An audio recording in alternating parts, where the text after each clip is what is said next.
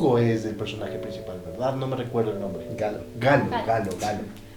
Yo soy pésimo para los nombres, ya se darán cuenta, en otros programas hablo de nombres que me invento. Buenas noches, amigas y amigos, bienvenidos a un programa más de Tres Razones para Ver. Es de costumbre que me acompañen amigos, colegas, cineastas del medio nacional para llevarles a ustedes lo mejor del cine ecuatoriano. En esta ocasión me acompañan Francis Castro y Alegría Albán. Esta noche hablaremos de la película Entre Max y una mujer desnuda del cineasta ecuatoriano Camilo Zuluaga. Esta película también la pueden encontrar en www.choloflix.com. Bienvenidos.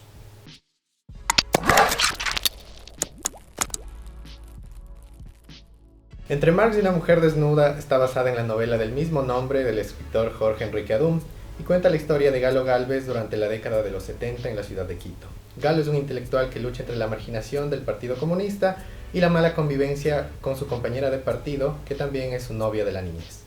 Bueno, yo creo que Entre Marx y una mujer desnuda es una película que tiene como muchos elementos a destacar. O sea, tiene una narrativa diferente, una propuesta del lenguaje diferente. Yo me acuerdo que alguna vez el Camilo nos contó que sí fue un proceso diferente el tema de escribir ese guión, porque no es una adaptación tal cual al libro. Yo no he leído el libro, pero sé que no es una adaptación tal cual. Sé que hubo varias intervenciones en muchos momentos de avanzar con el guión. Y claro, sí tiene esta parte de lo fantástico, esta cosa de la literatura, la narración de él, del personaje. Entonces esta construcción de los personajes, esta construcción del espíritu revolucionario de la época, creo que es como algo que a mí siempre me gustó de Entre Mares, como que ese espíritu está ahí en cada uno de los elementos que componen la película. El trabajo de producción es tan maravilloso que te arrastra a los 70 con todo. Con todos los juguetes te arrastra, desde la escenografía hasta el vestuario, maquillaje, todo, absolutamente todo. Una de las cosas que me encantan del Camilo a mí es que el Camilo está loco en el aspecto de que te lleva a la pantalla cosas maravillosas. Por ejemplo, él es el único que te puede cerrar el centro histórico para hacer una película. Ya lo hizo 2 veces. Ya lo hizo con Entre Max y ya lo hizo con Mientras llega el día. Entonces, y claro, si lo filmas en los 90, lo filmas en los 2000, de una u otra forma el centro histórico tiene sus cambios de poder de moderno, pero en las películas de Camilo no ves eso. Yo creo que también ayuda mucho que el centro histórico, por el carácter mismo de ser un patrimonio cultural de la humanidad, no ha cambiado tanto en ese sentido. Y mucho más en la época de los 90 y a principios de los 2000, que todavía no se veía este boom de que la arquitectura de Quito ha cambiado muchísimo. Entonces esa era una ventaja totalmente a favor de la película, porque es un lugar que no ha cambiado en su estructura, en su forma, porque todo se debe mantener tal cual. Cuando yo veo la peli es como el sentimiento de cuando, no sé, mis papás hablaban de las reuniones políticas que tenían en los 70 y 80. Está muy bien retratado en cada uno de los elementos, en el vestuario y eso. Creo que le gana un montón a la película estas escenas de noche con el tema de la revolución, del juntarse entre amigos porque estás buscando un cambio, claro. Escenas de borrachera, los escondites también. Los escondites, esta sensación de entre lo bohemio, lo político, las fiestas, el discurso, la revolución, son como los elementos que él los juntó en estos personajes donde cada uno representa algo como, creo que muy valioso en la película. O sea, como que sí, como que a ratos sí te puedes decir que es raro, tal vez hay gente que no se conecta con todos porque sí es medio raro, pero cada uno se destaca. Por lo menos para mí se ha destacado de una manera en esos personajes porque compone un lugar en este espíritu de la época.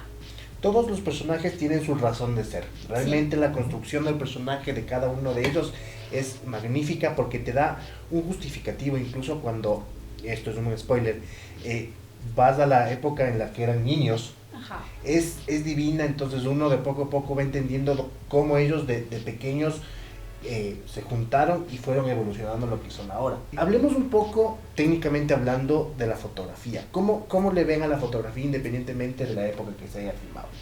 Creo que te da igual, como decíamos, esa sensación de un poco de la clandestinidad de los revolucionarios en esa época, porque está ambientada justo en el momento en el que estaba bajo el poder un triunvirato militar. Entonces tener estos planos de noche, estos lugares donde se siente que estás escondido te da esa sensación de que en efecto estás de alguna manera haciendo actividades a las espaldas del gobierno. Siempre tenemos también primeros planos de los personajes que se intercalan con estas secuencias casi surreales que quizás están plasmadas en el libro también, y creo que fue un recurso también muy bueno de Camilo, de plasmarlas así, de esa manera, de tener, por ejemplo, un cambio de plano y de pronto tenemos una secuencia en que tú dices que esto es un sueño o es qué cosa. Por ejemplo, la secuencia del almuerzo, donde se imagina que están almorzando en medio de una laguna divina, que es una fotografía muy bonita y también muy intimista y que refleja muy bien esa relación de camaradería que tienen los personajes y cómo también esa relación va evolucionando en conflictos también dentro de la historia, que es uno de los logros que tiene esta fotografía. A mí la foto me parece que va muy acorde con todo lo que hablamos, con todos estos elementos que tiene la peli. O sea, además como que la propuesta entre la parte de ellos revolucionaria y la parte de ensueño, de este almuerzo, el desierto, cuando ellos están en el... Eso, ahí tengo yo una pregunta. ¿Ese desierto dónde será filmado? Yo me recuerdo que el Camilo alguna vez nos lo dijo, porque sí es aquí en Ecuador, pero pareciera que es no. más, yo para alguna vez haciendo locaciones sí pregunté y estábamos buscando un desierto, pero sí es aquí.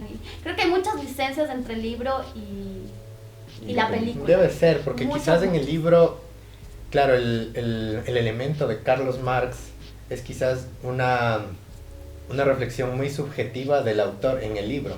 Y aquí Camilo justamente lo pone como un elemento que está presente siempre para reflejar justamente esa reflexión del autor en el libro. Que me parece espectacular porque tú entras al bar, están jugando billar y de repente tienes a Carlos Marx por ahí sentado también. Igual al final tenemos un spoiler aquí, cuando están conversando con el autor al final y se sientan como si fueran amigos de toda la vida, se ponen a conversar. Entonces creo que es un elemento también súper bien logrado en ese sentido. Creo que lo lindo de ver Entre Mares es descubrir en qué momento tú te puedes dar cuenta como espectador que existen estos universos y que no existen solo dos universos, porque el de los niños también es un universo. Claro, sí. Que creo que es las capas que tiene esta película, pero que sobre todo mi razón de ver, mi razón de aconsejar ver la película, porque creo que cinematográficamente tiene una estructura muy bien armada, muy maravillosamente armada, donde no te terminas de perder porque el espíritu, lo que el Camilo plasmó como espíritu sobre todo porque a mí me gusta esa época y ese espíritu, creo que por eso puedo hablar desde ahí, está en todos esos universos, porque todos tienen que ver, o sea, la lucha, el sentimiento de lucha tiene que ver con un tema del amor, de la fantasía, de los terrenos desconocidos entre la literatura, el cine, entre romper como al final rompen esta edad de no estamos grabando una película.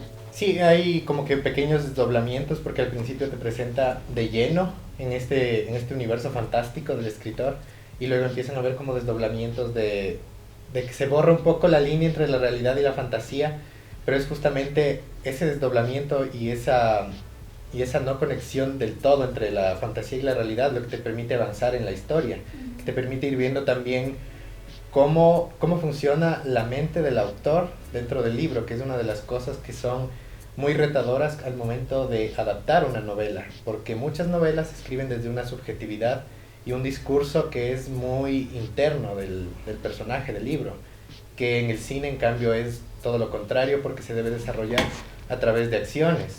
Y es justamente este tono de realismo mágico que incluso tiene la película lo que te lleva también a poder ver esas acciones y justificártelas de una manera que no se sientan forzadas, que creo que es también algo súper bien logrado de parte de Camilo y de todo el equipo de la película, que no sientes tú que hay algo forzado, que te intentan explicar una situación como que poniéndote a fuerza una secuencia onírica quizás, sino que todo va fluyendo, todo va como que borrándose esta línea fantástica y la realidad, pero de una manera totalmente orgánica. Ahora hablemos principalmente de nuestras razones. Alegría, ¿cuál es la razón por la que tú recomiendas a las personas que vean la película? Yo recomiendo porque creo que la película primero te habla de una época que es interesante conocerla, o sea que refleja muchas cosas, pero sobre todo porque creo que a nivel cinematográfico es una película que toma muchos riesgos y eso es muy bonito de ver en el cine. Es una película que rompe con ciertos esquemas así de estructura que tienes, pero lo hace súper bien, entonces siempre estás conectado, tiene muy buenas actuaciones. Entonces creo que es una película que propuso muchas cosas buenas en esa época, que habla de una temática universal. Es una película que sí se disfruta bien, o sea, que sí hay una conexión intelectual, pero que no te aburres porque sí tiene este tema de entender un país, un momento y las relaciones humanas que se generan a nivel ideológico y a nivel emocional. Sí, realmente. De los diálogos está muy bien todas lograda conexiones porque de desde un primer momento ya estamos de lleno en un mundo específico con unas reglas específicas. Entonces esa construcción de los diálogos que son un poco hablados quizás en prosa no te saca de la película, sino que más bien te mete mucho más en este mundo de la película y también de cómo adaptaron el libro el libro de Jorge Bricadoum, que creo que es un logro súper bueno. Hay una dirección de actores muy buena también y cómo se relacionan ellos y cómo se siente esa naturalidad entre ellos hablando de esa manera, creo que es uno de los logros más importantes que ha tenido la película porque no es fácil hacerlo así. Hay pocas películas que han adaptado quizás este tipo de diálogo, que es lo que conversábamos un poco antes atrás de cámaras, que es más o menos también lo que hace la película El lado oscuro del corazón de Liceo Subiela, que te adapta también este sentido lírico del libro, que creo que es una de las cosas por las que yo recomiendo ver Entre Marx y una mujer desnuda. Mi razón para ver la película tiene que ser porque lo que es Camilo para el cine. Realmente Camilo hizo del cine ecuatoriano, del cine quiteño, una gran evolución.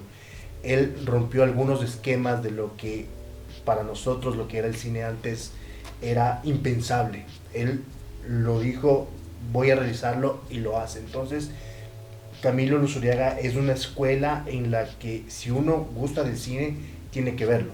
Ya también había conversado y les había contado lo que era Sebastián Cordero para mí, pero sin embargo Camilo Luzuriaga creo que es como que el padre fundador de lo que va a ser el cine ecuatoriano en un futuro. Entonces tienen que observar no solamente esta, sino las otras obras de Camilo que son dignas de admirar. Todas las películas de Camilo y especial Entre Mario y una mujer desnuda la puedes ver en chelofix.com. Les recordamos también que pueden suscribirse a nuestro canal, dejarnos sus comentarios sobre el análisis y la película aquí en la caja de comentarios y nos vemos en un próximo episodio de Tres Razones para Ver. Hasta la próxima, chicos. Chao. Chao. Gracias, chao.